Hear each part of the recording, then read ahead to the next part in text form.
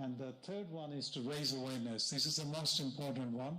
When we talk about representative list, the idea of the representative list is not that it's comprehensive, but it is about raising awareness. They're illustrative examples of raising awareness. The fourth one is there is an international fund, mostly often used for endangered intangible heritage. And it's a very fast-growing convention.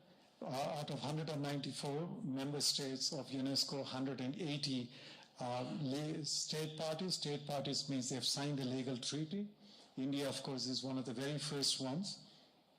And there are at present 629 elements listed corresponding to 139 countries. There's still many countries which haven't listed, so we are still working with them. And so what is intangible heritage? I don't know, can you see at the back? देख सकते हैं आप पीछे? आप देख सकते हैं पीछे? No? Okay, I'll read it out if you can't. If I speak in Hindi, you won't understand me because मेरी हिंदी तो इतना अच्छा नहीं है. 43 years के बाद फिर सिखा रहा हूँ हिंदी. तो it's visible? Yeah. Okay, intangible heritage means all practices, representations, rituals, ceremonies, even cultural spaces. The marketplace in Marrakesh Center is the first cultural space to be inscribed on the list. And and they got to be significant for communities, groups, individual practitioners that they think is part of their heritage. I'll come back to that. There are 5 domains. I was involved in the initial drafting of the convention when Dr. Kapila Vatsyayan was on the board of the UNESCO Executive Board. And I'll give you a couple of instances which made very important interventions. So the domains are oral history, performing arts, traditional craftsmanship, knowledge about nature and the universe, especially indigenous people. Even the Vedic chanting was referring to worldview, and social practices, rituals, and ceremonies. But it clearly says, for the purposes of this convention, I can tell you that almost 100 out of 139, 130 countries only stick to the 5 domains. And I sincerely hope India would be the first country to develop a new domain, because it clearly says, other domains can be, charted out by state parties. The state party can do that. You can't change the convention, but you can change in the operational directives. There might be things that don't fall into the 5 domains that might be quite unique to a country like India, which has thousands of years of layered intangible heritage. And oral traditions, everybody I'm sure understands very clearly here. And performing arts, you can see Kutiyatam, which was inscribed quite earlier on, and music, dance, theater. The important thing is that the musical instruments can also be significant, but they have to be associated only. You can't inscribe musical instruments by themselves, because by themselves they're not intangible heritage. But those instruments that help to illustrate, that support the intangible heritage elements can be inscribed. Rituals, festivals, ceremonies like Ram Leela is a festival that's on the list, and knowledge about nature and the universe. I already showed you sand painting from Vanuatu. There's plenty from India that could come forward in future, but always collaborative. It's easier because when you find shared elements, they can be inscribed under one category, but you can safeguard many elements under one shared category. Traditional craftsmanship of India, where do we start? And so, but the key concepts are parampara, intergenerational transmission. The transmission from one generation to the next generation is critical. Community participation is critical. And the third thing is it's living dynamic heritage.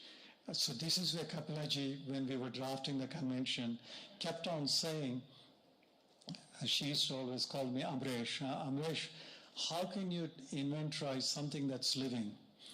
if you inventorize something living at a particular point of time, you're freezing it in time.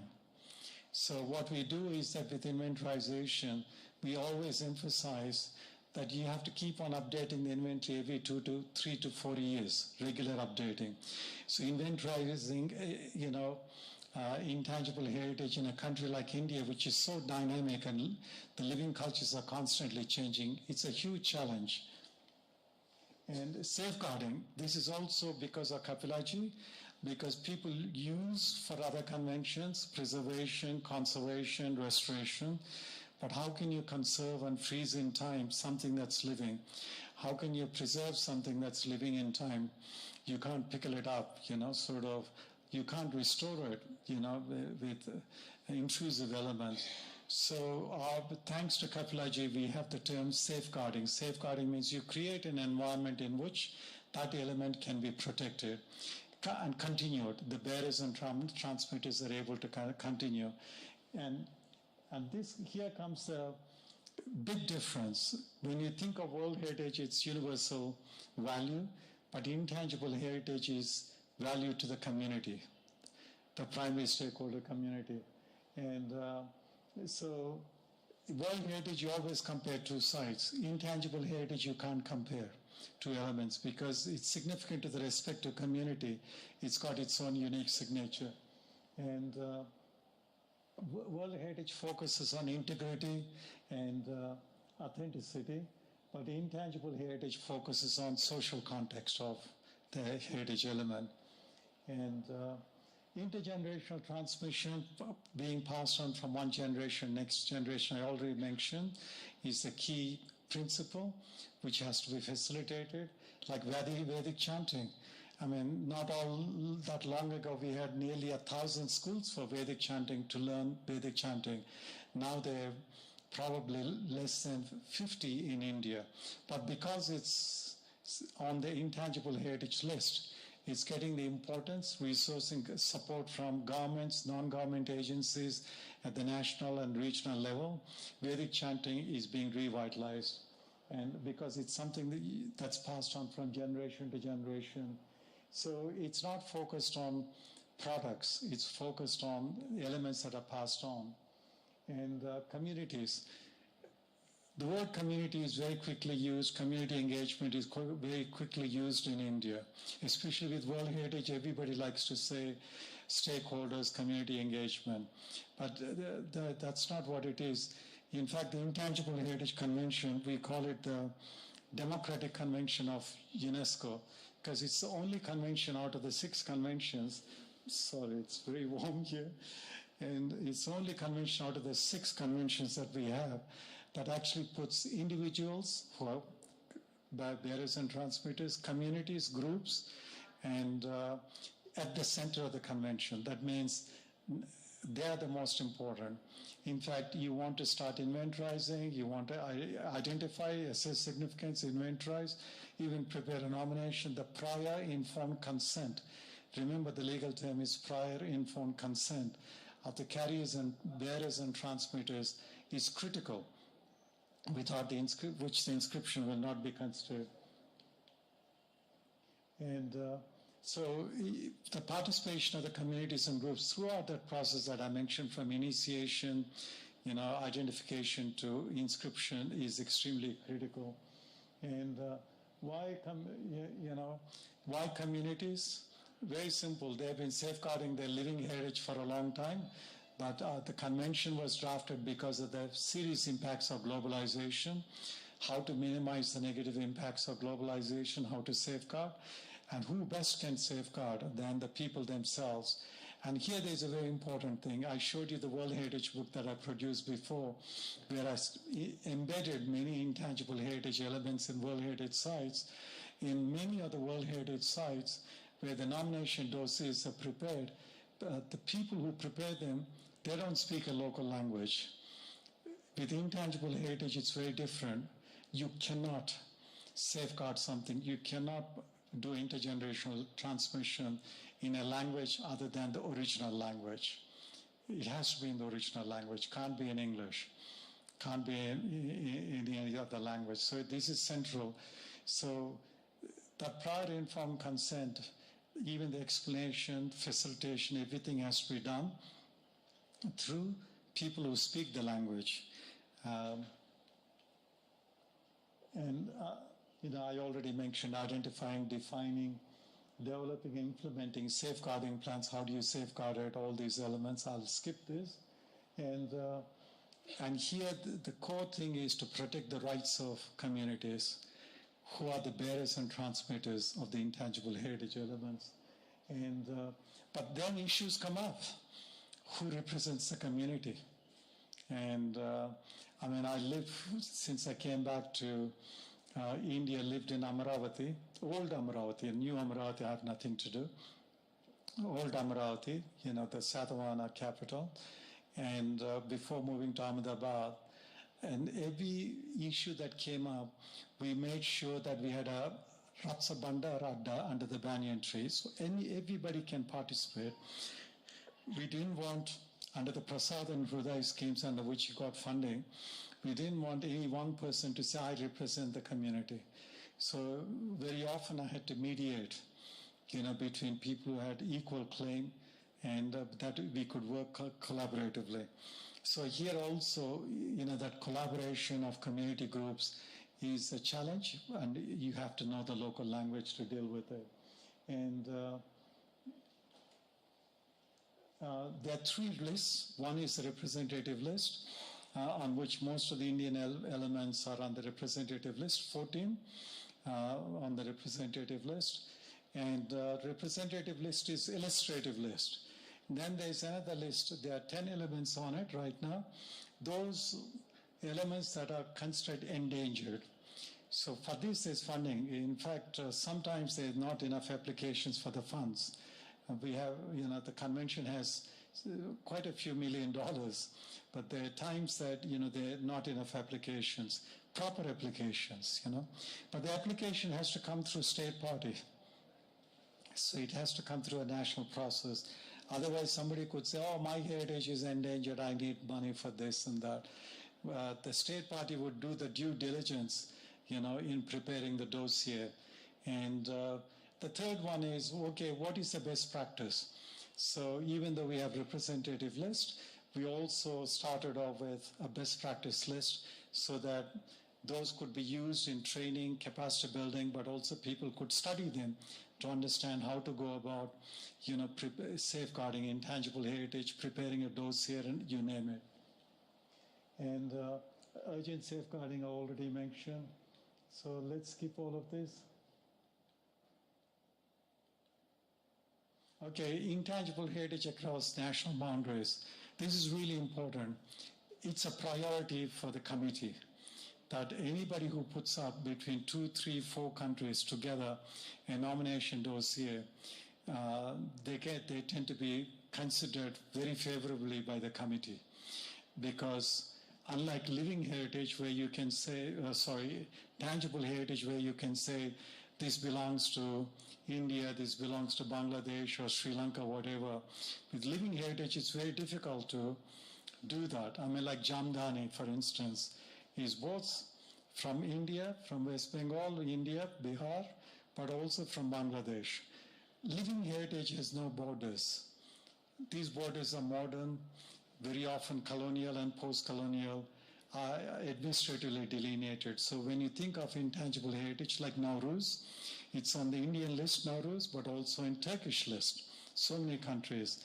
And falconry is also, and look at the number of countries, 12 countries have got falconry. I think India should add to this. It's an extension because falconry was quite popular in India too. And okay, I'm going to skip all of this. But this is something I want to emphasize is, whether you look at the World Heritage Convention or the Intangible Heritage Convention, both the conventions in the preamble clearly mention that the conventions are for raising awareness and promoting. The fact that we have 14 elements doesn't mean that we can't inventorize tens of thousands of intangible heritage elements in India. So inventories are quite critical, and I think this is very challenging in a country like India. A country like Korea, it's much easier because it's a monolingual, monocultural country. India with 200 languages, 8,000 dialects, and such tremendous diversity. Of course, you can have more than one inventory. You can have a national inventory, you can have regional inventories, but when you nominate something, it has to be on an inventory. So it's a huge challenge, and I believe it's being scoped as to how to do this. And if India can do it, then the rest of the world can learn from the lessons from India on inventorization of cultural and linguistic diversity of humanity. And so I put this, the whole idea of the convention is to put people at the center, because very often we think of, sites, sculptures, like World Heritage, archaeological sites. We think of museums, galleries, libraries, and archives, but often we forget about oral history, all those intangible heritage elements, oral history, folk life, even creativity and adaptability and distinctiveness of what makes people into who they are. We forget about that. So it's a holistic approach to take. And this was very much loved in Abhiravati, because it doesn't matter where you go in the world. People say, oh, but the young generation is not interested. So the question that we ask is, so what did we do wrong, my generation do wrong, that the young people are not interested? And so we use this in Amravati for workshops dealing with intangible heritage. When you think of Shiva, if you think of fashion accessories, young people are interested. Theatre supporter, ear piercing, dreadlocks, young people are interested. It's making things relevant and, for young people to notice. So it's our responsibility. Easy to say intergenerational transmission, but how do you get young people engaged? And this is one of my dreams, is that India is a source of so many spices. We have a spice route. Mysuru is a major spice hub. And all these spices, now the other day I was at the Taj Palace Hotel. I said, where do you get your turmeric from? They said, oh, from Vietnam. Can you believe it? So this is part of our intangible heritage, the spices. The French have got their cuisine, the Mediterraneans have got their cuisine on the representative list. I can't see why our spices, which are probably the most studied food elements in the world, right from the Greco-Roman trade to more recent times, medicinal, Ayurvedic system, Unani system, in everything spices are studied. We should be able to deal with this. And this is my last slide. When I look at little children, I think that we have a moral responsibility to safeguard our intangible heritage. Otherwise, how will they know who they are, what their culture is, what their heritage is? So with that, I'll finish. And later on, if there's time, we'll take questions. I think there's, sorry, Thank you. Thank you very much.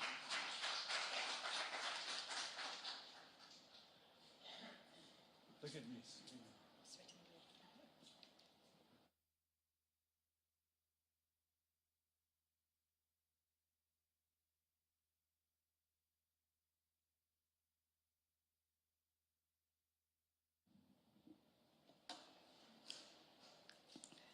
Thank you, Dr. Amreshwar Gala, for that very interesting talk on the critical perspectives on safeguarding intangible heritage. Our next performance is a performance of Pansori, the Korean traditional art form of storytelling, but that in just a few moments.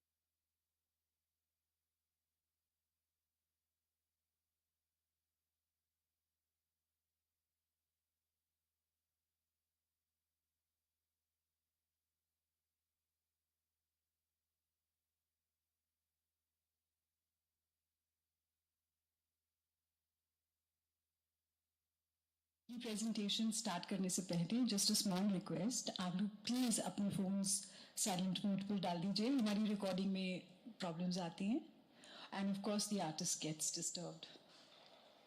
Thank you.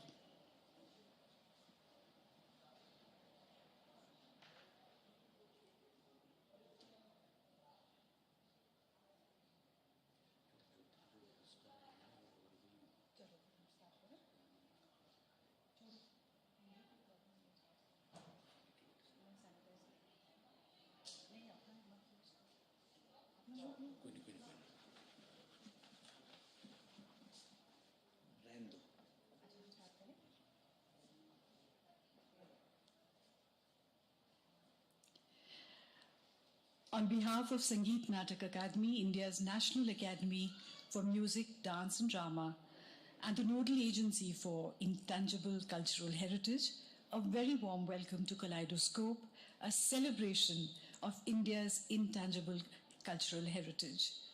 We now present Pansori, a traditional Korean art form of storytelling, and the artist is Ms. Sing Ah, who is a Korean storyteller specializing in Pansori stories. Her stories transcend the border barriers of language and resonate with audiences across the world.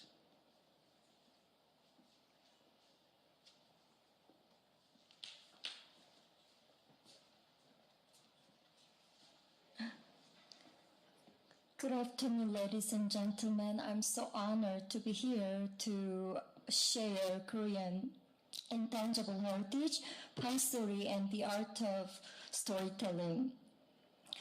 The reason why I became a storyteller is my grandmother, who became a widow at the age of 33, and she passed away at the age of 93. For 60 years, she was not allowed to go out with any man. Later on, I realized that she soothed her loneliness with the stories.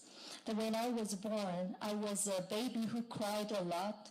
Every night, she took me out and she gave me a piggyback and she tried everything to stop my crying, but she failed until she started to tell me a story. Then the story I'm going to share with you today is her favorite story. Then through this story, I realized that how Pansori was amazing, an entertainment, and also it was the treasure to share. Then I started to travel all around the world sharing the beauty of Pansori. So I'm so pleased to be here to share Pansori with you.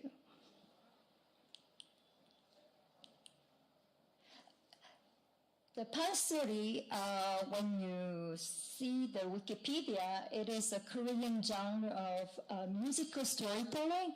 Also, people say it is a Korean traditional opera.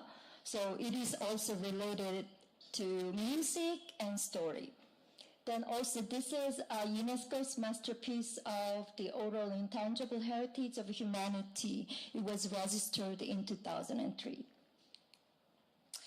But the word Pansori can be meant. Pan means the place and venue where people get together, like today.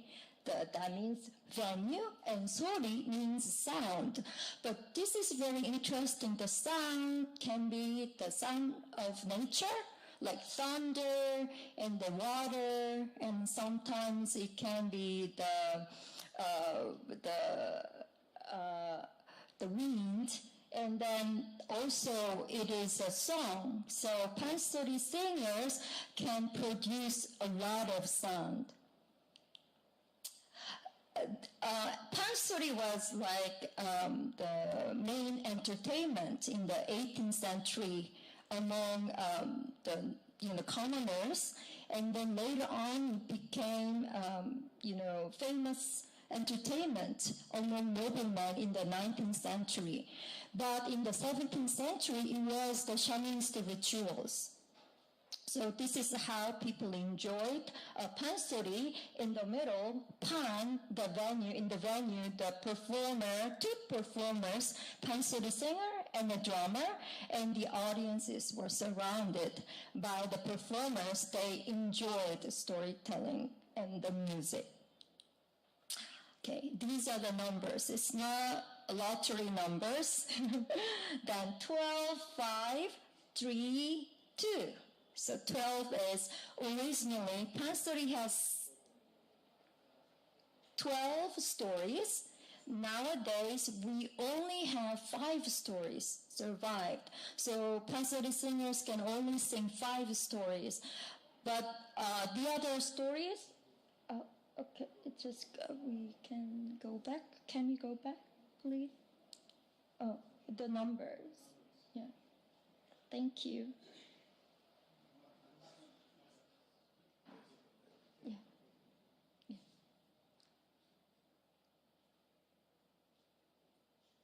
Okay, so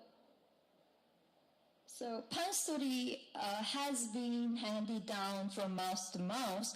So we have still other 7 stories written down, but nobody can sing other 7 stories. So now only 5 stories can be sung by Pansori singers. And what 3 means, when they perform, they think the 3 groups of people perform together. Usually when we think of performance, only the performance, but in Pansori, it is very open to the audience. So the first performer is a Pansori singer, the second performer is the drummer, and the third performer is the audience. So the 2 means there are so many encouragement which the audience can give feedbacks and they showing their expressions to the performers, or they can encourage the performers in this way, many ways. But I would like to introduce 2 encouragement. We call it 추임새, one in Korean and the other one in Hindi. So will you try? Okay, when you think the performance is good and it makes you feel excited and happy, then the audience usually say, 얼씨구. Yeah, 얼씨구.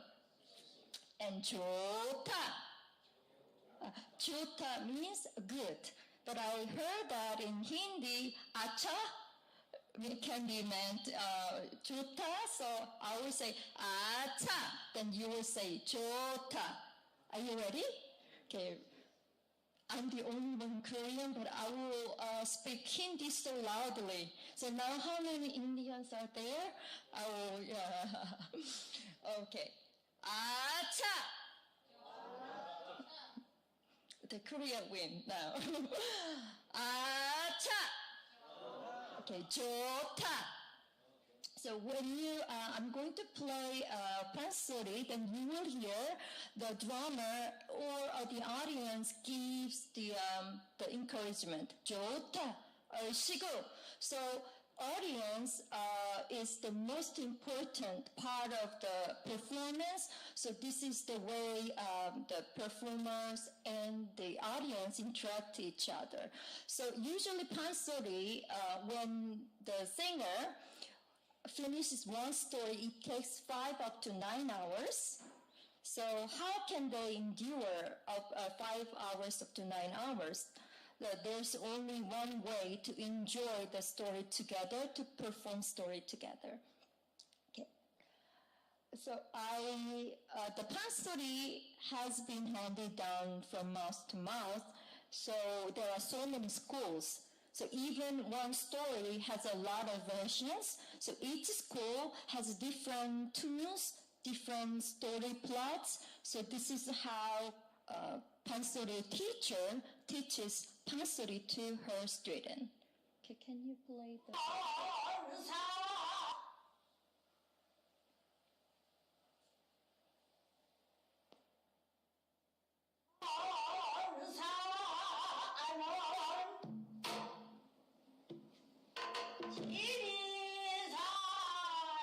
A teacher sings and the student follows. There is no sheet music, just the drum beat and voices.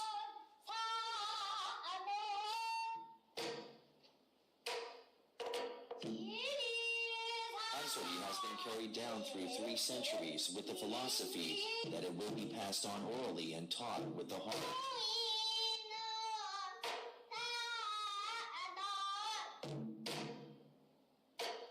Through generations of teachers and students, Pansori has met the 21st century.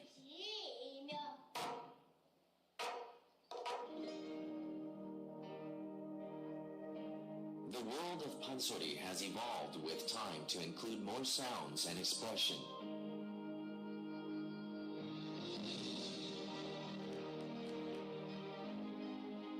In a field where sheet music is non-existent, the teacher is the absolute authority. 바위 같은데 높은 데 올라가가지고 이제 밑에를 내다보든지 그다음에 이제 물 폭포수 떨어진 데서 그 밑에서 그는 폭포 맞아가면서 그런 데 가지고 자기가 하루 종일 연습을 하는 거예요. 밥만 먹고 하루 종일 연습해가지고 저녁에 와서 이제 그걸 시험을 봐요. 이제 연습을 잘 했는가 못 했는가 그래가지고 이제 혼나고 또 그 다음에 또 배워가지고 또 그런 식으로 다 쭉 그렇게. Why a waterfall? 폭포 소리가 모든 소리 성분을 다 갖고 있는 화이트 사운드예요. 이런 그 폭포수 아래에서 노래를 불렀을 때 멀리서도 그 소리, 판소리를 들을 수 있으면 이 폭포수원을 물리쳤다고 이야기해요. 그래서 폭포수원을 소리를 깔아놓으면은 저주파, 중주파, 고주파는 모든 소리가 다 들어가 있어. 쉬 그런 소리가. 그러니까 그거를 이제 이겨야 돼요. 그게 득음 일관능이라고 이야기를 해요. Pansori singers undergo hard training to find their Pansori voice. There is no other way for them to achieve the sound of the heavens.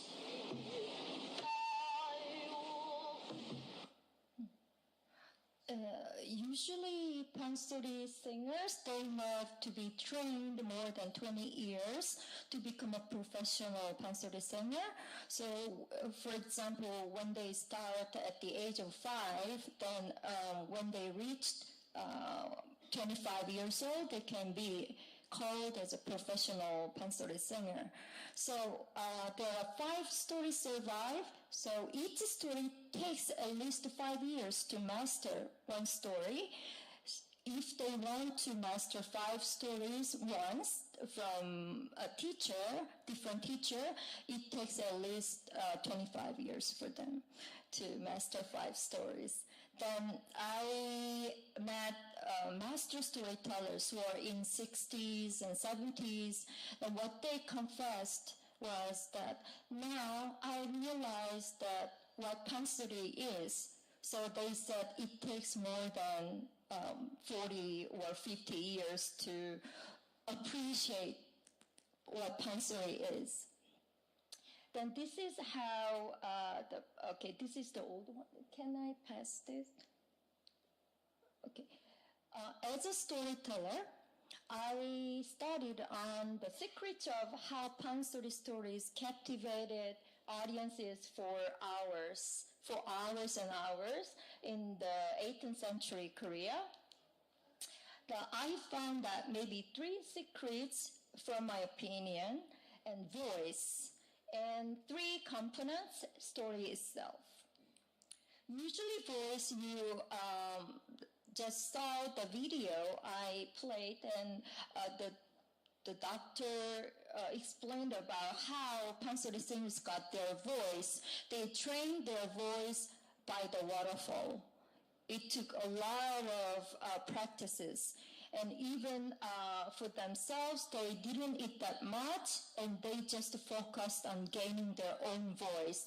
So pansori teachers never expected their students to copy their voice, the teacher's voice. They always encouraged them to find their own voice.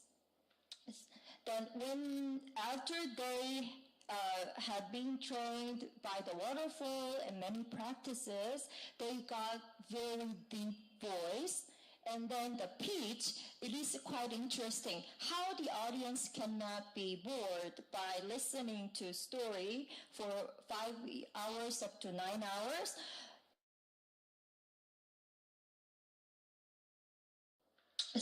Then after they had been trained by the waterfall and many practices, they got very deep voice.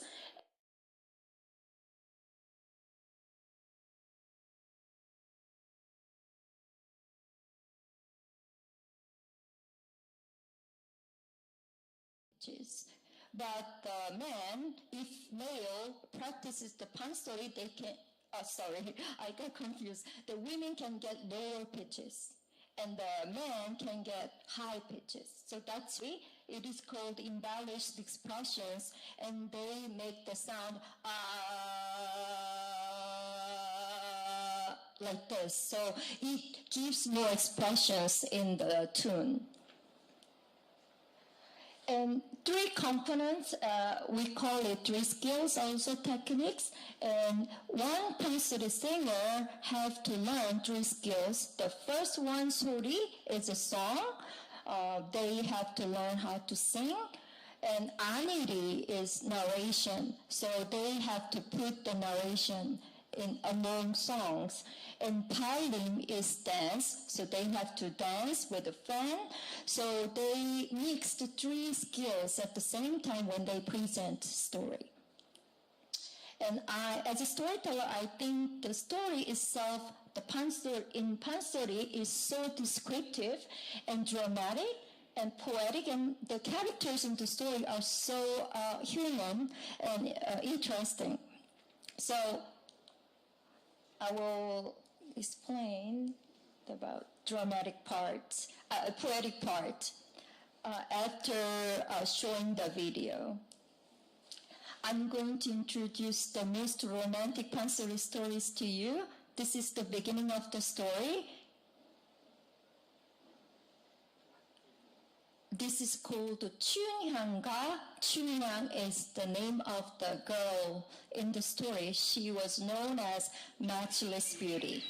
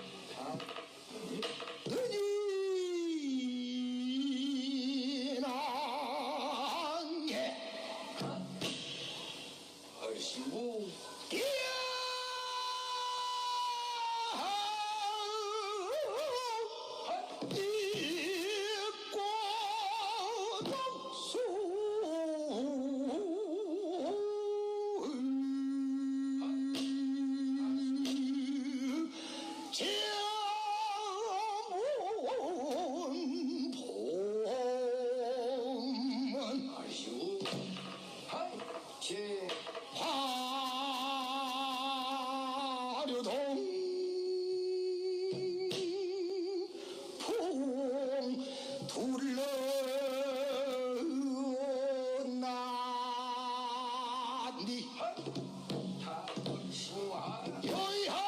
여향기구 화초에 난 임고대를 일러있고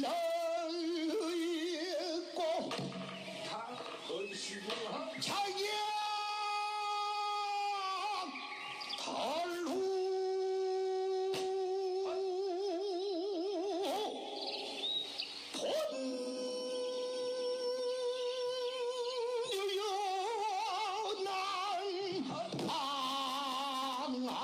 본유연한 누가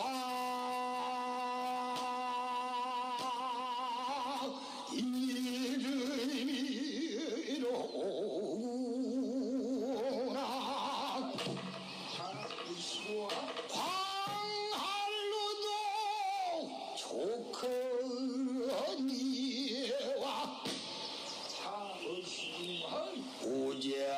오제학교가 더욱 좋다.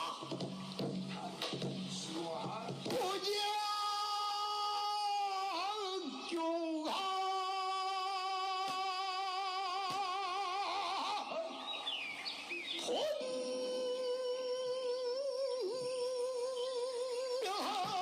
본명하면 기현우 징현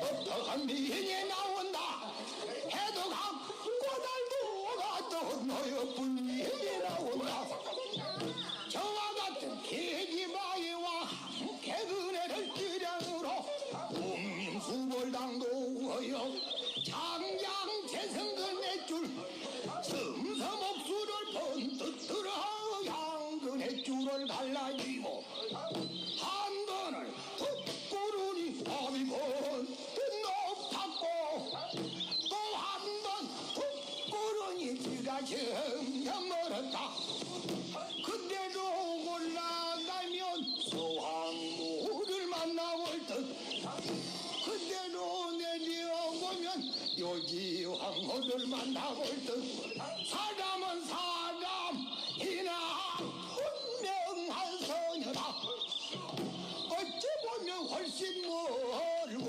어찌 보면 못 가까워 내가 따다오는 양은 연축 비와 낭무연 도련님 심사가 살란다요 예?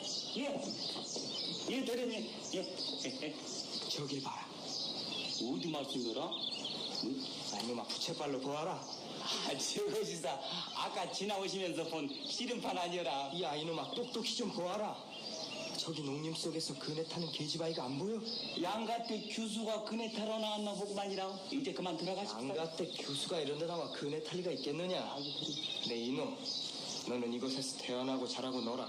지나가는 강아지도 알아볼 터인데. 아, 저희는요 이골택이 월매달 춘향이라 없는데 오늘이 당한 날이라 향장이 데리고 그네 타러 왔는가 보구만요. 희생의 딸이라. 그거 잘 되었구나. 이놈아. 예. 너 얼른 건너가서 내 말하고 불러오너라. 아이고 그리 못하옵니다요. 왕자야. 또한 불러도 오지 않고라. 본래 지어면은 기생이 오나 춘향이는 도도하여 기생구실 받아오고 힐 싸무고 바느질하며 시 짓고 글 공부하는 게 여행집 처자와 다를 게 없구만이라오. 제가 천기의 딸일진데 어찌 얼굴 구경 한번 못할 소냐. 어서 불러오너라. 도련님, 이 남한 꼴 관속 건달들은 말할 것도 없고 한다는 양반 오입쟁이들이 수없이 흘러봤지만은 하나같이 헛물만 켜고 물러 나앉았구만이라. 네 말이 무식하다. 세상에 귀하다는 형산 100억과 여수 강물 속의 황금도 각각 임자가 있다 하였느니라. 잔말 말고 불러오너라. Then Pangja ran and ran and ran to Chunya. And he said, "My master Idoryon wants to see you right now. Let's go." And Chunya said to Pangja, "Go and tell him, flower doesn't follow the butterfly. Butterfly should follow the flower." And Pangja ran back to Idoryon and he said what Chunya told him. And Pangja said, "Oh, she told me so many bad words I couldn't understand. Oh, what did she say? Oh, she said butter, flour. Oh, what's the recipe? Oh, didn't she say the butterfly doesn't follow the flower? Yes, you're right. How did you know that? Oh, she's not only beautiful, but also wise. I will see her tonight." On that night, they got married. They spent many, many beautiful hours until one day. One day, Idoryon came with sad face, and Chunya ran to him. "My prince, why do you look so sad? Did your father scold you?" Idoryon didn't say anything. And Chunya said, "Please tell me, you look so sad." And Idoryon looked at Chunya's eyes and grabbed her hands. "Chunya, I have to go to Seoul. My father has been appointed as a minister." And Chunya said, "Isn't it good news? I will go with you. No worries." Then Idoryon said, "Chunya, you cannot go. I'm leaving tonight." And shocked, Chunya became speechless. And then she said, "Are you leaving me? Are you leaving me? How can you leave?" And Idoryon embraced her. "Chunya, I'm leaving to come back to you. I'll be back." And Chunya cried, and she said, "Are you coming back when the fields run dry? Are you coming back when the spring has gone? Please, don't go." Then Idoryon said, "I'll be back because my love is you." As soon as Idoryon had gone, Chunya got sick. Every night, she shouted his name while she was dreaming. And one night, she woke up and she saw the full moon. And she walked towards the window. And then she said, "Idoryon, where are you? Where are you?" As there's only one moon in the sky, there's only one man in my heart. And she said, "갈까 부다 갈까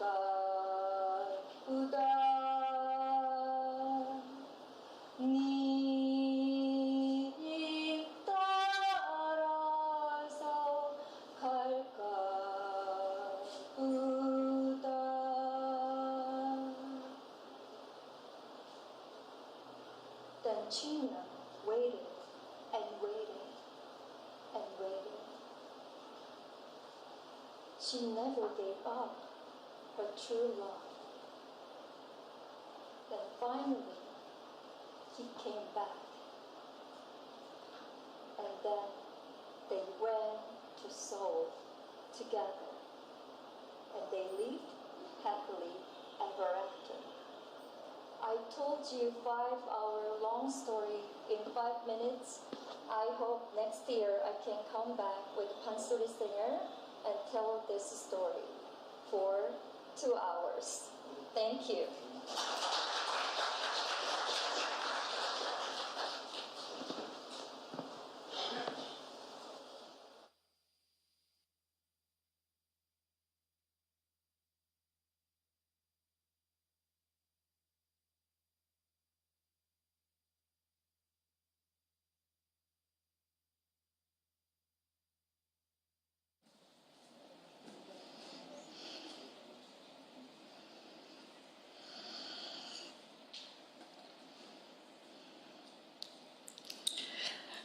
We would like to introduction to Pansori, the Korean traditional art of storytelling.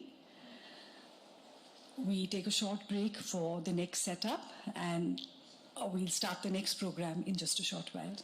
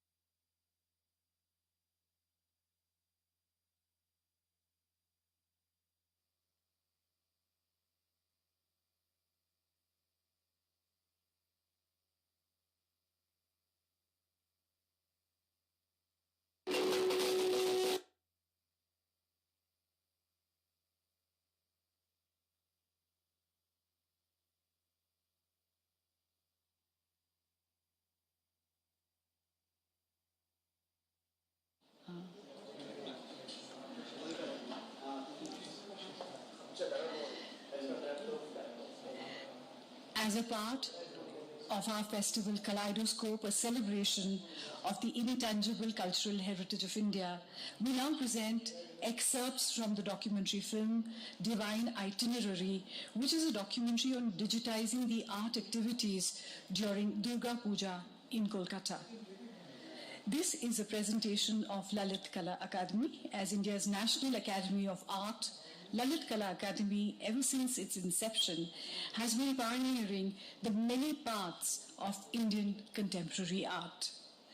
These excerpts are of a duration of roughly 40 minutes.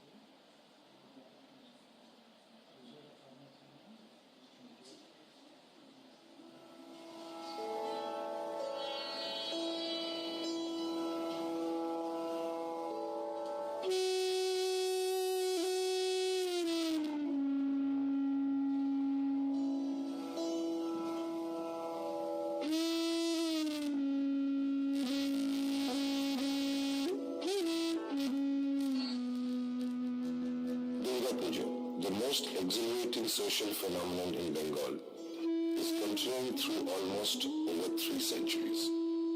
The landscape of Bengal during the month of Ashwin seems to adorn itself and announce the homecoming of Lake Durga. The blooming Shili flowers and swaying Kashpool greets Ma Durga through the rural and urban tracks as well.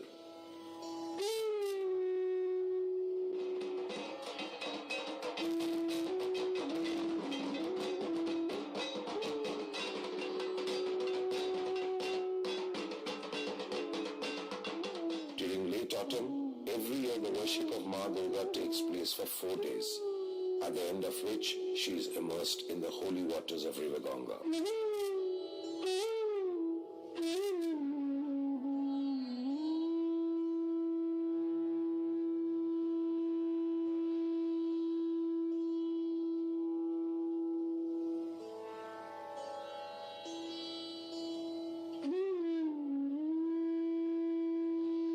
The city of Kolkata on the banks of the river Hooghly decks up annually during the gala celebration of Durga Puja. The oldest potters' colony of Kolkata, Kumartuli, perennially busy.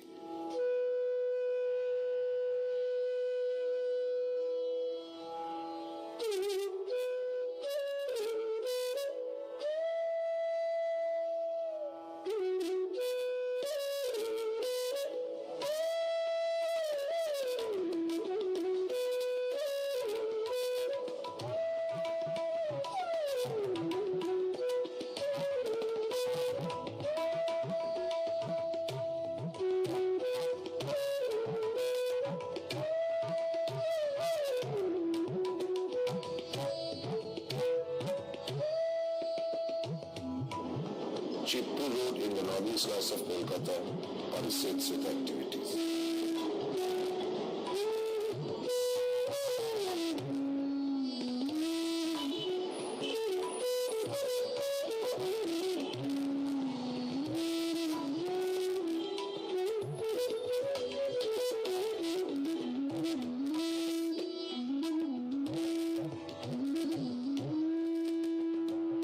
Artists and artisans move with great zeal to give their best during these 4 days of festivities.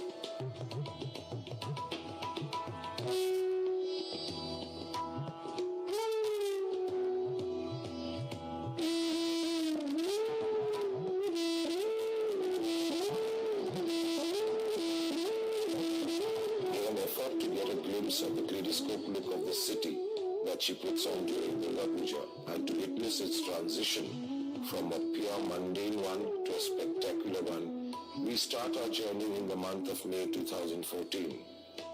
Amongst almost 2,500 puja panels, few hundred of them mesmerized our gaze, which speaks a lot about the new look of Durga Puja in Kolkata.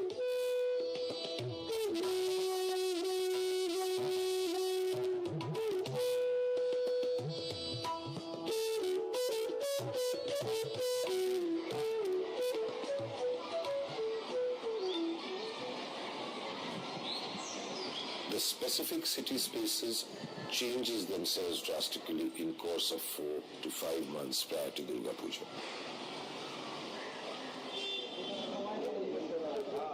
These are the ground zero spaces of Barwari club pujas.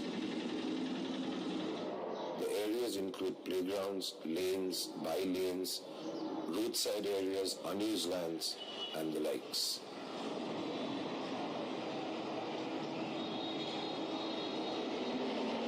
These virgin spaces turn out to be the phenomenal hotspots during the festival as artists mold them according to their artistic vision.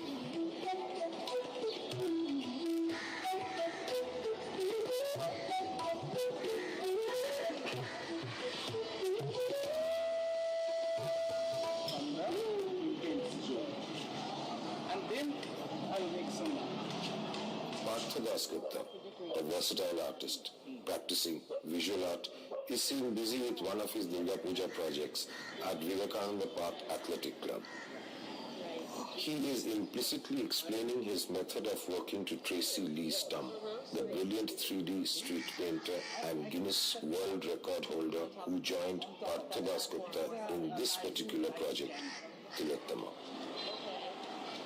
If you create levels where there's multiple places to view, like if you did a bridge, you did this, that could be resolved.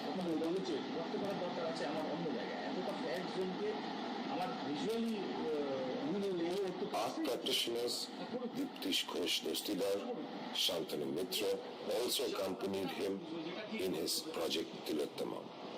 Here he sought to create a kind of montage with paintings of varying dimensions to convey the flavor of the city of Kolkata.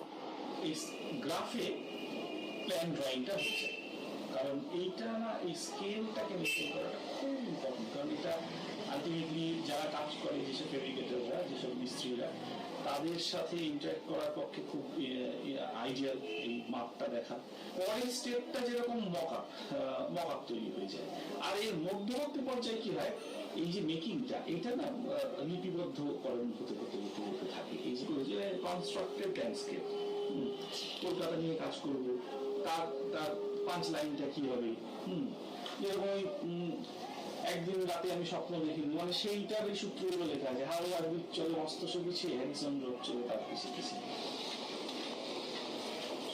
Artist Shushanka Pal has etched a prominent name in the Durga Puja scenario. He is working at Ultadanga Pondashri this year.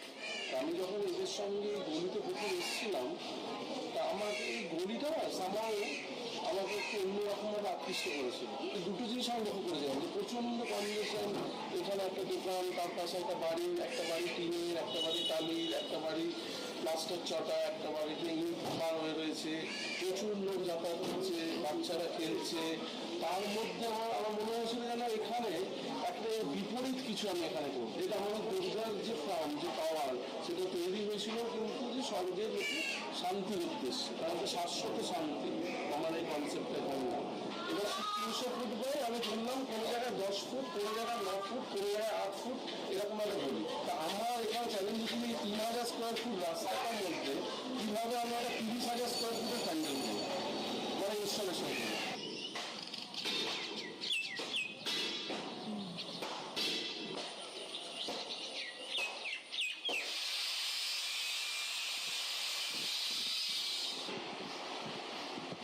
We are now at the workshop of another eminent artist, Bhabatosh Shutar.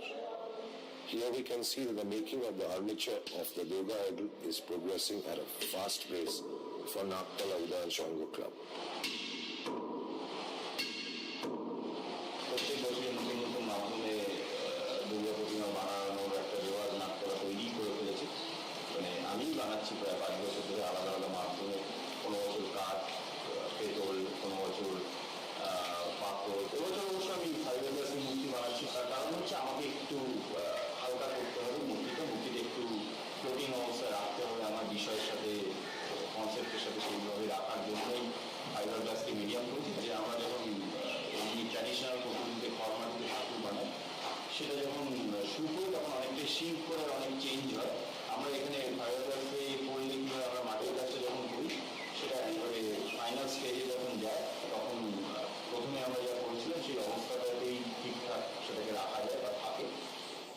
huge fiber idol for the Ahiri Tola Sarvajanin is getting ready.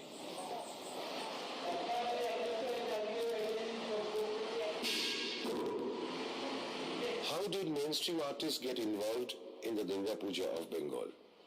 How it became one of the most artistic phenomena of Bengal in the recent decades, embracing a ritualistic event. To find out the answers to these questions, we have to go back few hundred years first, when terracotta temples were being built during the 16th and the 17th centuries in Bengal.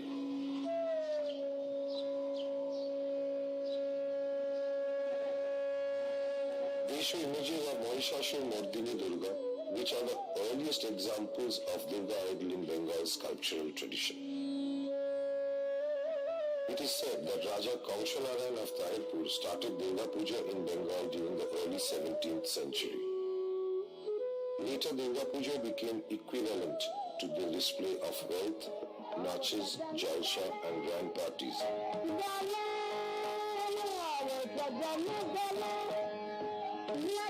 A tradition that was introduced by Raja Krishna Chandra of Krishnanagar and Raja Namakrishna Dev in Kolkata during the 18th century.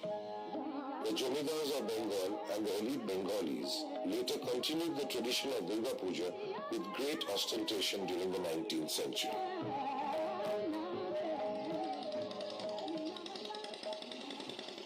At Guttipara in Hooghly district, the first Baroyari Puja was held in 1890. The word Baroyari means a group of 12 friends. The alliance of 12 friends at Guttipara arranged the worship of Bindo Bashini Devi Puja, a drastic step to bring out Devi Puja from the threshold of the rich Bengali households. সাধারণ গ্রাম বাংলার মানুষ দূর থেকে পুজো দেখতে অভ্যস্ত, কারণ তারা সাধারণ মানুষ ধনী গৃহস্থের বাড়িতে, জমিদারদের বাড়িতে সাধারণভাবে ঢোকার তাদের প্রবেশাধিকার ছিল। সেই সময় কিছু এইখানকারই এলাকার 12 জন অর্থাৎ 12 জন বন্ধু নিজেরা ঠিক করলো যে আমরা যদি সকলে মিলে একসঙ্গে একটা মন্দির করি এবং সেখানে পূজার প্রচলন করি, সেটা কিরম হয়। এই যে গুটিপাড়ার বিন্দুবাসিনী তলায় 12 জন বন্ধুর উদ্যোগে যে বারোয়ারি পুজো শুরু হলো, জগদ্ধাত্রী পুজো, সেটা ক্রমে এখান থেকে উলা, চন্দননগর, চুচুড়া প্রভৃতি অঞ্চলে ছড়িয়ে পড়ল। In 1910, the first Baroyari Puja was held at Bhavanapur Sanatan Dharmatsahini Sabha in Kolkata. The term Baroyari Puja is still unanimously used to mean a community celebration and a public event. In the first half of the 20th century, a host of clubs came into existence as a consequence of vehement national movement demanding the removal of British imperial rule.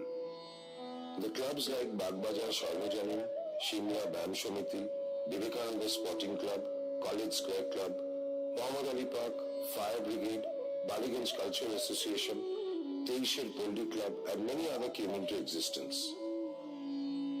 The freedom fighters were directly involved in these pujas to boost up the sentiments of the Bengali million living under British dominion.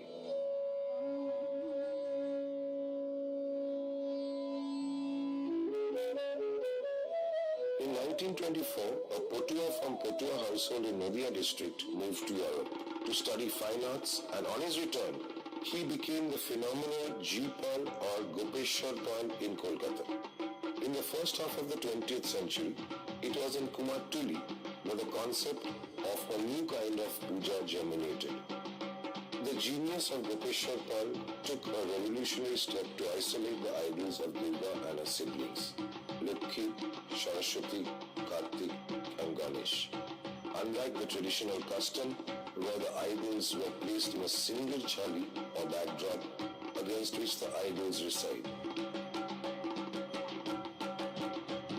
G-Paul's Ma Durga was steeped in a realism that was unprecedented and introduced the genre of Arted Thakur. দুর্গাকে একেবারে লড়াইয়ের দেশে একেবারে ওষুধের সঙ্গে লড়াই করছে, সেই অবস্থা, সেই একটা কি বলবো, একটা ড্রামা জিপাল তৈরি করেছেন। তার মোষ, এদিকে সিংহ, এদিকে এই যে জন্তু জানোয়ার যেগুলো ছিল পুজোর আনুষঙ্গিক ঠাকুরের সঙ্গে, সেইগুলোকে খুব গুরুত্ব দিয়ে ঠাকুরের মধ্যে একটা সেই মাতৃত্ব ভাব তো থাকতোই, একটা অন্য কলকাতার একটা অন্য সারা পেল মূর্তির মধ্যে, মানুষ ভেঙে পড়লো, মানুষ দেখতে শুরু করলো, এবং এই যে পরিবর্তন একটা তৈরি হলো ঠাকুরের মধ্যে, তাদের পরিবর্তনটা ঠাকুর দিয়ে শুরু হয়েছিল। পরিবর্তন কিন্তু আনুষঙ্গিক বাহ্যিক আলো মন্ত্র এগুলো থেকে শুরু হয়নি, মূর্তিতেই পরিবর্তন শুরু হয়েছে। By the same time, the genre of Oriental art in Kumartuli was introduced by Nitai Charakpal. Being an art academician who passed from the Government College of Art and Craft, he was greatly influenced by the ideologies of Rabindranath Tagore, Kandalal Bose, and sought to incorporate the formal aspects of Indian classical sculpture in representing the baby idol.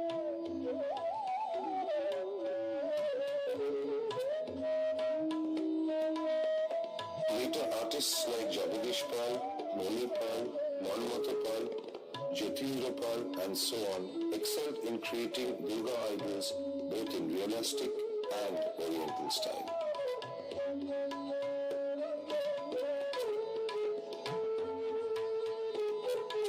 The outburst of individual artistic expression in the making of Durga idol continued in the post-independence period too, as artists like Golachand Pal, Ramesh Pal, Jitin Pal, Rakhal Pal, Mohanmashi Rudra Pal created myriad statues of Devi idol. Some exhibiting utmost realism, others creating charismatic looks in Ma Durga's eyes, even some trying to metamorphose the medium of clay with brilliant treatment of color paints and skillfully wielding of brushes, while others created brilliant dynamism in the rendition of clay idols.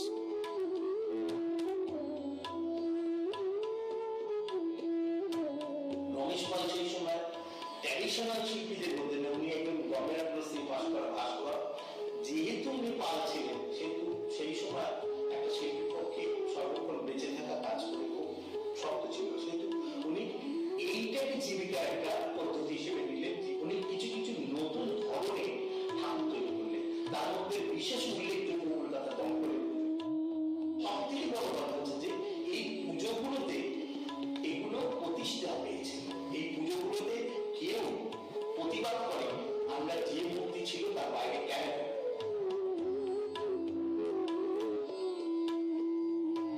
In the meantime, a whole new form of Ma Durga was envisioned by artist and Professor Shumil Pal in mid-1940s. Later, his disciple Ashok Gupta followed his footsteps and imparted new dimension in representing engaging concepts through Durga Puja since 1950 through 4 decades. Ramesh পালকে ধরে যদি বাজারের কাজে ঢুকে যায়, কিন্তু সুমিলবাবু ছিলেন একেবারে শিল্পটাকে মানুষের মধ্যে পৌঁছে দেওয়ার জন্য শিল্প মাধ্যম দিয়ে তার কাজটা করছিলেন। এবং পরবর্তীকালে সুমিল পালের সুযোগ্য শিষ্য অশোক গুপ্ত সেটাকে আরো ভেঙে ফেলেছিলেন। সেই সময় তিনি জগৎমুখাতি পার্কে যে ঠাকুর করতে আজকে যে থিমের কনসেপ্ট, সেই সময় আমি জগৎমুখাতি পার্কে অশোক গুপ্তকে দেখেছি ওই কনসেপ্টে সে কাজ করবে। সিংহের 5টা মাথা, দুর্গা আকাশে ওষুধগুলো সব ঝড়ের মধ্যে একটা বিরাট একটা 50 ফুট বাই 50 ফুট বোর্ডের মধ্যে একটা রিলিফ, একটা ফ্ল্যাগ, তার মধ্যে ডাইমেনশন দিয়ে দিয়ে এবং রঙের কারণে যেরকম কখনো ভাবতে পারতো না। স্প্রে মেশিনে উনি প্রথম দেখেছিলাম, স্প্রে মেশিনে টোটাল ঠাকুরের মধ্যে রঙের একটা ইলুশন তৈরি করতে, একটা ড্রামা তৈরি করতে। এই যে থিমের ভাবনা, ওনার ঠাকুরের মধ্যে শুভ অশুভ নানা দ্বন্দ্ব, এই যে অসুরের লড়াই, এগুলোকে উনি মানুষকে বোঝানোর চেষ্টা করতেন, সবাইকে তার একটা নিজস্ব স্ক্রিপ্ট তৈরি করতেন। This was undoubtedly influenced the recent development of the theme puja.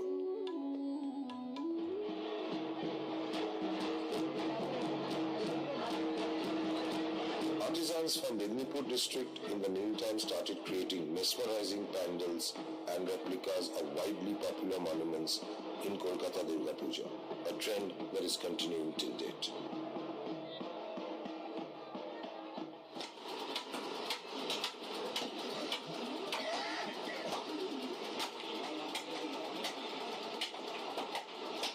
Shifting our view from the legacy created by erstwhile Kumartuli, we now move into the busy lanes of today's Kumartuli, where artists and artisans are engaged in creating clay idols in traditional methods.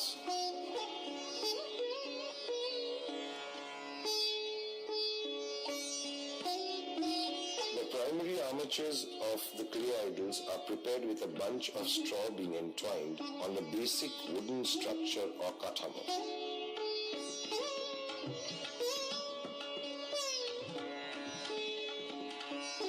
This succeeds different layers of application of clay on the body of the straw. এইগুলোটা এখন যে পজিশনে রয়েছে সেটা খড়ের ওপর প্রথম মাটির প্রলেপটা দেওয়া আছে, যেটা হচ্ছে একদম খড়টাকে পুঁছে দেওয়া হয়। এই দুর্গটা যে পরিস্থিতিতে রয়েছে এখন, অ্যাগমেটের যে মাটি, তুষ মাটি বা এঁটেল মাটি দেওয়া খড়ের ওপর, সেটা কিন্তু অ্যাগমেটের মাটিটা কমপ্লিট করা রয়েছে, টোটালি কমপ্লিট করা রয়েছে এবং শুকনো অবস্থায় শুকিয়ে গেছে।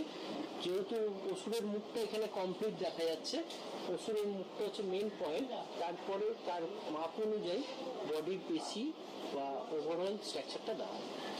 এখানে সিংহটা কমপ্লিট করা আছে। সিংহটা যেহেতু তোয়ালে বসানো হয় সিংহের বডিতে সাধারণত, সেহেতু অ্যাগমেটেতেই তার প্রত্যেক কটা পেশি বা প্রত্যেক কটা মুভমেন্ট কমপ্লিট অবস্থায় রয়েছে। এই মূর্তিটা কিন্তু বালিমাটি অ্যাগমেটের পরের অবস্থায় রয়েছে। এটা বালিমাটি বা পলিমাটি দিয়ে কিন্তু এটা ফিনিশ করা রয়েছে, যার অ্যানাটমি ডিটেলিং রয়েছে। হ্যাঁ, ওভারঅল ফিনিশ হয়ে গেছে এবং শুকনো হয়ে যায়। বালিমাটির পরে একটা ফাটল ধরে, এটা শুকিয়ে যাওয়ার ফলে হচ্ছে।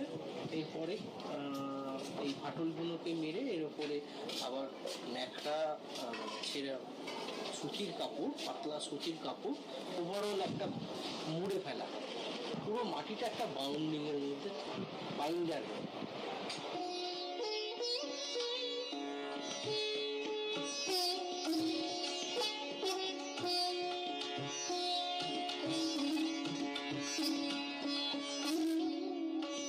The fingers of the upper and lower limbs are made separately with finer clay and joined to the main body structure of the idols after they get dried up. In a similar fashion, heads of the idols are attached later to the dried up body structure.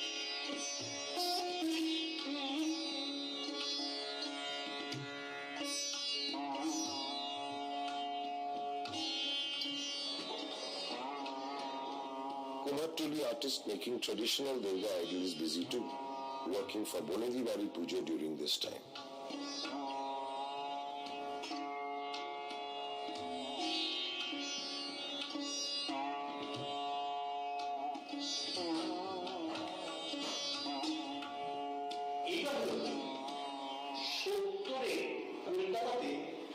নতুন একটা ভাবনার উৎপত্তি দক্ষিণ কলকাতায় শুরু হলো। সংঘমিত্রতে সেখানে এক ধরনের প্রতিমা তৈরি করলেন। তারা প্রথম তৈরি করলেন ওরা ওখানে সোলার প্রতিমা। যে সোলার প্রতিমা দেখার পর অনন্তমালাটা তৈরি করেছিল, দেখার পর মানুষ ভেঙে পড়েছিল। একবার দুর্গা সোলা, কথা সোলাকে গয়না, ঠাকুরের গয়না আর বিয়ের টোপর ছাড়া কিছু মানুষ মানতে পারত। সেই সোলাটা কিন্তু একেবারে থ্রি ডাইমেনশন, পুরো বড় একটা, তার মধ্যে অত্যন্ত চমৎকার একটা দুর্গা প্রতিমা তৈরি হলো। A landmark was set in the history of Kolkata Durga Pujo when Ananta Malakar, the Shola artist from Bibun district, created the Shola idol. একটা শিল্প, একটা প্রদীপের আলো হাজার হাজার প্রদীপ হয়ে যায়, কেমন একটা শিল্প। সোলার পুজো ঠাকুরটা হলো, প্রতিমাটা হলো, হাজার শিল্পী শিল্প আবার প্রেরণা দেওয়া। তারপরে ইতিহাস আমাদের কিভাবে আমাদের কলকাতার প্রতিমা শিল্পী নানা উপাদানের প্রতিমা হয়েছে। সোলার পরে বাঁশের প্রতিমা হয়েছিল, ভাত পাতা হয়েছে, রেস্তারি কাঠ হয়েছে, চাল ডাল ডালের প্রতিমা হয়েছে, লোহার প্রতিমা হয়েছে, সবচেয়ে বড় বড় প্রতিমা হয়েছিল। মানে একটা শিল্প কত শিল্পকে এগিয়ে দেয়, কত শিল্পের প্রেরণা জুগিয়ে দিল সোলার শিল্প। তার জন্য আমি ধন্য হয়েছি। অন্য পুজো করে কিন্তু তখন এই ধরনের মিডিয়া মাটি ছাড়াও যে অন্যান্য মাধ্যমে কিছু করা যায় কিনা, তারা পাড়া প্রতিবেশী শিল্পী বা শিল্পীদের মধ্যে একটা নতুন পরীক্ষা নিরীক্ষা শুরু হয়ে গেল।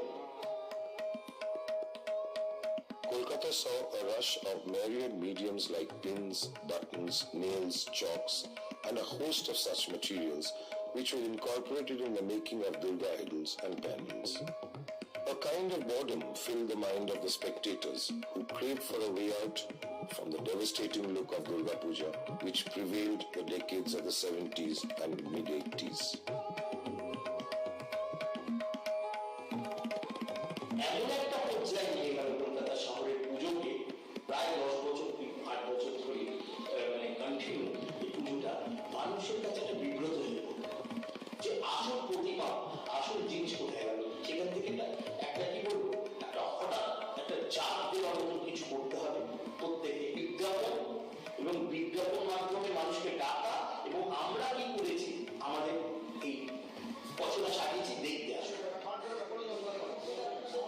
subsequent change was seen in the initiative of Gogul Bagan Sharvajanin Durgotsav in 1975, when they commissioned eminent artist Nirav Majumdar for conceptualizing the Durga idol.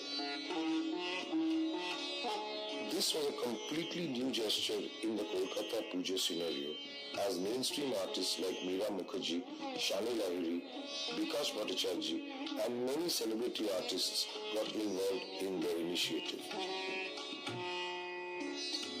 যে শিল্পী ক্যানভাসে ছবি আঁকে সে ছবি 2 ডাইমেনশনের কাজ করে 3 ডাইমেনশন যে ভাবছে সে কিভাবে মণ্ডপ দুর্গাকে ভাবছে কিভাবে তার ভাবনাটাকে ভাবছে সেটাই হচ্ছে দেখার বিষয়।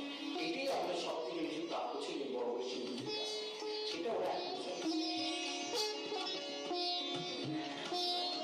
This year, the famous watercolorist Parish Maiti is making the idol of Gokul Bagan Club. In the 70s, one prominent visual change in the Kolkata Puja ambience occurred with a change in light arrangements.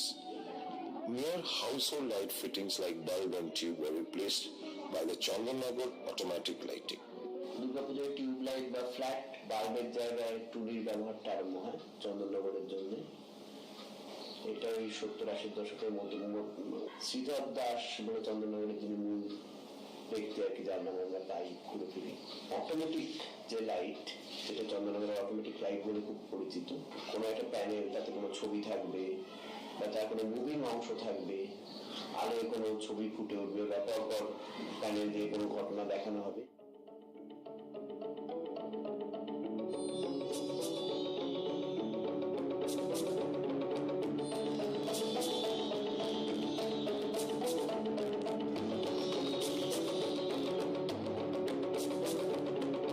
In 1985, a corporate house, Asian Paints initiated the Asian Paints Sharad Samman, an award given to the Barwari Club Pujas, which played an unbelievably crucial role in the refinement of Kolkata Durga Puja during the 70s and 80s.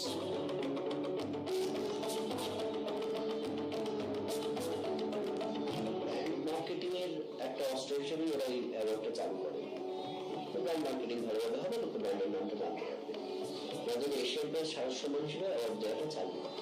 তখনকার বুদ্ধিজীবী, তখনকার চিন্তা ভাবনার লোকজন একসঙ্গে বা ওখানে সেই সময় যারা এশিয়ান পেন্টস আর্টিস্টরা ছিলেন, তারা প্রথম পুজোর পুরস্কারে শব্দ রাখলো, প্রতিমার মধ্যে একটা সাবেকিয়ানা থাকবে, মণ্ডপের মধ্যে একটা সাবেকিয়ানা থাকবে, সুস্থ পরিবেশ থাকবে, তার পারিপার্শ্বিক সুস্থ সুন্দর থাকবে, এবং যে ধরনের সঙ্গীত বা সেই ধরনের মিউজিক বা গান চলতো মণ্ডপে, তার মধ্যে একটা নতুন ধরনের, একটা নতুন কি বলবো, আমাদের রুচি অনুযায়ী ভালো বাংলা গান, রবীন্দ্রসঙ্গীত বা এই ধরনের রুচি বা মিউজিক সানায় এগুলোতে একটা সুস্থ পরিবেশ, একেবারে বাংলা খুব উজ্জ্বল নক্ষত্র যারা ছিলেন সাহিত্যে, শিল্পে, এই মানুষগুলোকে নিয়ে তারা বিচারকের আসলে বসিয়ে বিচারক করতে তারা নিয়ে গিয়েছিলেন।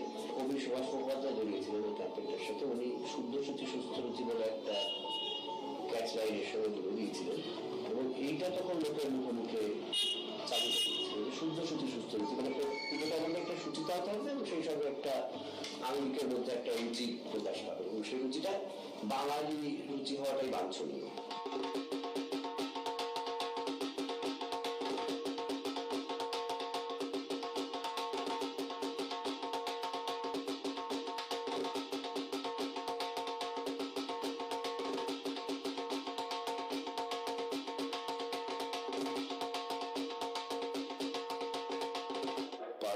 Shushanto, Bhavatosh, and many other artists start working on the pandal side from the day of Kunti Puja, generally 2 or 3 months prior to the Durga Puja.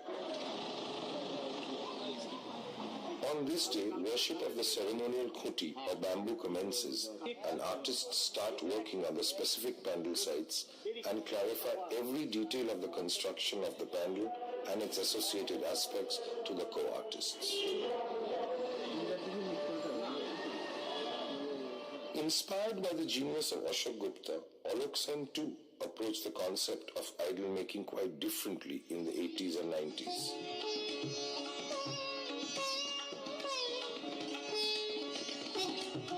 Beyond using the traditional Mahishasur Mardini concept. His works were highly appreciated by the audiences, and he worked for a few old clubs in North Calcutta like Muhammad Ali Park, Santosh Mitra Square, Torun Sporting Club for a long stretch of time. In early 90s, Pradeep Rudrapal, the younger son of the legendary Kumartuli idol maker Mohan Bashi Rudrapal, started making Durga idols at the Telangabagan Sarvajanin Club in North Kolkata that was near his residence. After completing his study at the Government College of Art and Craft, he made a completely new gesture as he assimilated the different aspects of idol making and pandal making within a single concept.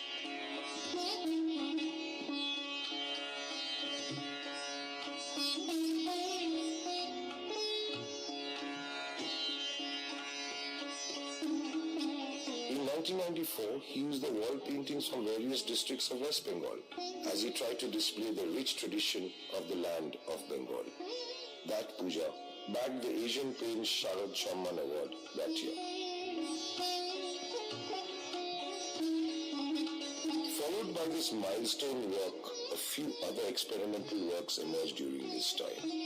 A cluster of clubs in North Kolkata like the Ahiritala Sarvajanin, Shubhabajar Beniatala Sarvajanin, Chalkabagan Lohapotti, Korbagan, Hathibagan Sarvajanin and the Sunil Nagar Club in South Kolkata emerged with various thematic concepts. In this way, the term theme pujo came into being in Kolkata. Kolkata ছাড়িয়েও আপনার দক্ষিণ কলকাতা ছাড়িয়েও বেহালার ভেতর দিকে তখন কিছু শিল্পী নতুন ভাবে তারা কলেজে গভর্নমেন্ট কলেজে পাস করা শিল্পী তারা এখনো কাজ করে তারা একেবারে জীবনে বা শিল্পে মানে একেবারে মানে কি বলবো লোক শিল্প থেকে নানা রকম ভাবনা থেকে তারা আহরণ করে মূর্তি থেকে শুরু করে একেবারে অন্যভাবে ভাবতে শুরু করে। Within a short period, clubs in South Kolkata like Behala Tapoban, Borisha Shishti, Shahojatri, Ajay Sangati, Bhojpur Shitala Mandir, Nadiali Club, Shiv Mandir, Selimpur Pelli, Jodhpur Park, etc. supported the initiative of the newly venturing artists. Artists like Amar Sarkar, Sanatan Binda, Rupchand Kundu, Bandhan Raha, Sushant Pal, Bhavatesh Sutar, Kamaldeep Dhar, Prashant Pal and the likes continued to pursue various new concepts in the arena of Durga Puja.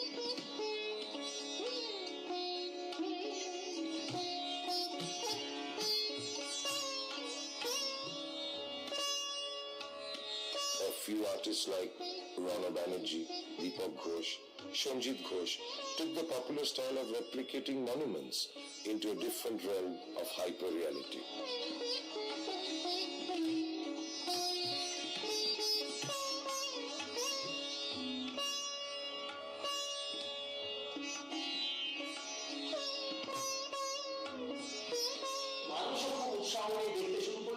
ভীষণভাবে তারা আনন্দ পেল এবং মানুষের ভেতরে একটা কাশফুল শরতের আকাশ এই যে জীবনের একটা বোধ তখন কলকাতার আকাশ এবং পুজো পুজো গন্ধ মহালয় বীরেনভদ্র এই সবগুলোর মধ্যে তারা যখন মণ্ডপে পৌঁছচ্ছে টোটাল এই যে অ্যাম্বিয়েন্সটাকে নিয়ে তখন মানুষের মধ্যে একটা অন্য একটা সুন্দর চেতনা তৈরি হলো।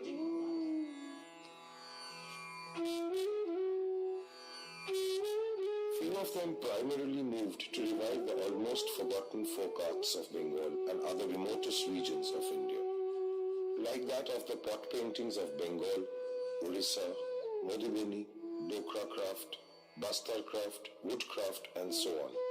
Amar Sarkar is one of the pioneers amongst these innovative artists. 91 আমি যখন পুজো করি তখন যেহেতু আমার একজন চিত্রশিল্পী হিসেবে তখন আমার একটা প্রায় মনে হলো যে এটা একটা প্ল্যাটফর্ম, এই প্ল্যাটফর্মে একটা আমাদের ভাবনা চিন্তা আমার ভাবনা চিন্তাকে নতুনভাবে তুলে ধরা যায়। ভারতবর্ষে প্রচুর লুপ্তপ্রায় শিল্প, যে শিল্পগুলোতে আমরা যারা চিত্রশিল্পী আছি বা আর্টিস্টরা আছি আমাদের তো এগিয়ে আসা উচিত, সেই শিল্পগুলোকে একটু সাধারণ মানুষের কাছে তুলে ধরা। আমি চেষ্টা করেছি প্রতি বছরই যখন বিভিন্ন ধরনের শিল্পী যখন কাজ করছি সেই সময় এদের একটা অসাধারণ অবস্থা রাখছি।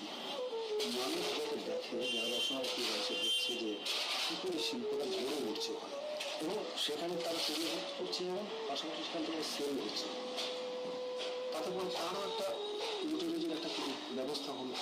जब यहाँ पर दुर्गा पूजा पंडाल के लिए हमारी सरकार के साथ जब हम लोग यहाँ आया था मैं प्रदर्शनी में, उन्होंने देखा मेरा काम को, तो उसके बाद बोला कि हम लोग ऐसा ऐसा पंडाल बनाने वाले हैं और आप हमें कुछ आपके साथ हम मिलकर कुछ काम करेंगे। ऐसा बात हुआ तो उनके साथ ये मतलब कि क्या क्या आपको चाहिए, मतलब कितने साइज है उसका मेजरमेंट और क्या क्या चाहिए वो हमको बता दो कि कहाँ पर क्या लगाओगे। অনেক প্রবীণ, আমাদের থেকে প্রবীণ এখন যারা রয়েছেন তারাও এই পুজোর সঙ্গে, নবীন শিল্পীরাও পুজোর সঙ্গে একটা ওতপ্রোতভাবে আত্মিক নিষ্ঠার মতো কাজ করতে শুরু করবে। বাংলার উৎসব একটা সর্বভারতীয় উৎসবের জায়গায় চলে গেল। Kamaldeep Dhar, a senior artist and professor of visual arts at the Vishwabharati Vishwavidyalaya in Shantiniketan, had started working in Durga Puja in the early 90s in the Darpanarayan Tagore Street and the Malapaya area of North Kolkata, and experimented with different folk forms as well as his own concept over the years. He is still working for various Kolkata Barawari clubs till date. In one of his worth-mentioning work, he used folk dolls like Chadur Badar for Hatibagan Navinpolli, which is a kind of tribal puppetry once popular in the eastern states of India.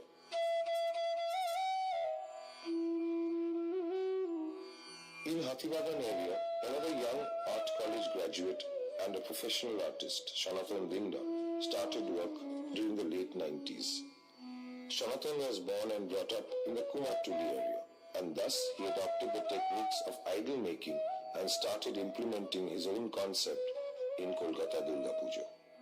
1998-এ Hatibagan সম্মেলনে মূর্তি তৈরির ক্ষেত্রে যেমন traditionally যেভাবে মূর্তি তৈরি হয় সেই মূর্তি সেভাবেই তৈরি হয়েছে, তার খন্ড হচ্ছে মানে ট্র্যাডিশনালি আমি ব্রেক করেছি মানে দেখার ক্ষেত্রে। তারপরে সাবেক সে বছরে 97-98 মানে গালফ ওয়ার চতুর্দিকে বারুদের গন্ধ, আমি ভেবেছিলাম যে এই বিশ্বজনীন যে মা তাকে সেকুলার করে দেওয়ার জন্য একটা মানে মাদার অ্যান্ড চাইল্ড কনসেপ্ট নিয়ে আমি কাজ করেছিলাম। আর ওখানে একটা বিষয়বস্তু আমি মানে ভেবেছিলাম, বিষয়বস্তু মানে আমি ইনফ্লুয়েন্স হয়েছিলাম আমাদের মিনিয়েচার পেন্টিং থেকে, যে আসল যে ফিগার বা আমাদের নক্ষত্র খচিত যে ফিগার যাকে নিয়ে উদ্দেশ্য তাকে বড় করে দেখানো, বাকি সবাইকে ছোট করে দেখানো। আর আমার ধারণটা হচ্ছে যে আমি আগে থেকে কোনো পরিকল্পনা করি না, সাইটে গিয়ে দেখি এই সাইটের জন্য এটাই প্রযোজ্য, এইভাবে করা উচিত ভেবে আমি যেহেতু 24 আওয়ার্স প্যান্ডেলে দাঁড়িয়ে থাকি এবং ডেকোরেটর বলে এখানে গর্ত করে এখানে গর্ত করে এত স্ট্রাকচারটা দিতে হবে, এবার তুমি বানান দিয়ে রাখো, বাকিটা আমি করে দিচ্ছি।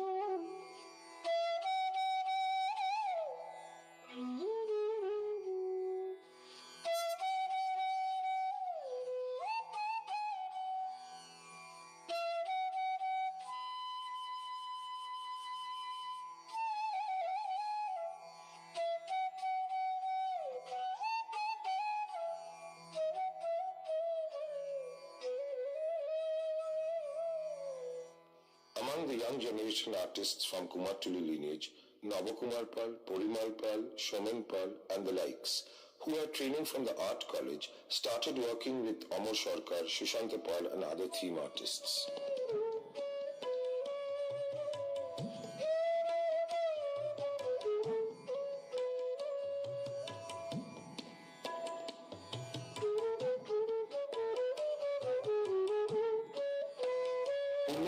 Is an artist from Bardhaman, whose father is a famous idol maker. He initiated his work in the puja pandal making with Amar Sarkar in 2003. 2003-এ আমার কাজটা মূলত ছিল প্রতিমা তৈরি করা। আমারই বন্ধু ক্লাসমেট আমার অমর সরকার ও মণ্ডপটার দায়িত্ব ছিল। ওই প্রতিমা এবং মণ্ডপ দুটোকে এক করার কারণে আমি বলছিলাম মনসার যে চালিয়ে আছে ওর আউটার প্যাটার্নটা নিয়েছিলাম, তার সঙ্গে আমি আমার ট্র্যাডিশনাল দুর্গাটাকে একটু ফোক ফর্মে নিয়ে গিয়ে কাজটা। Since 2006, he implemented his own ideas in conceptual Durga Puja and created some remarkable works.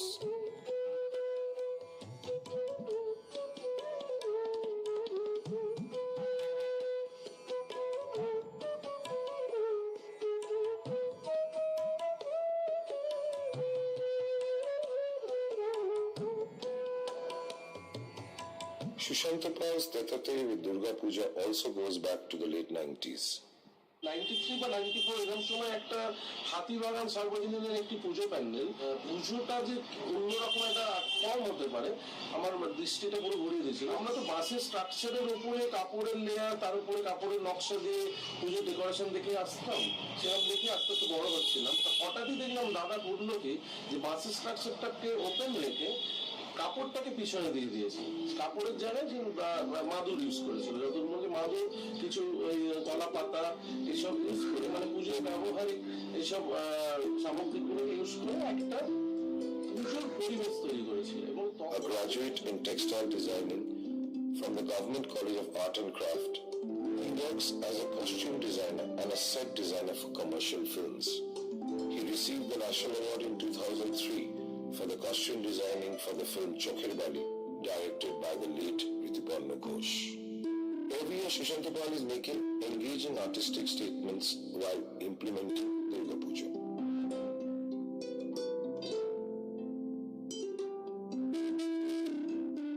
In recent years, not only Shushanta is defining his artistic convictions, he is also creating new spaces for the viewers who are being transferred to a different realm in the whole process.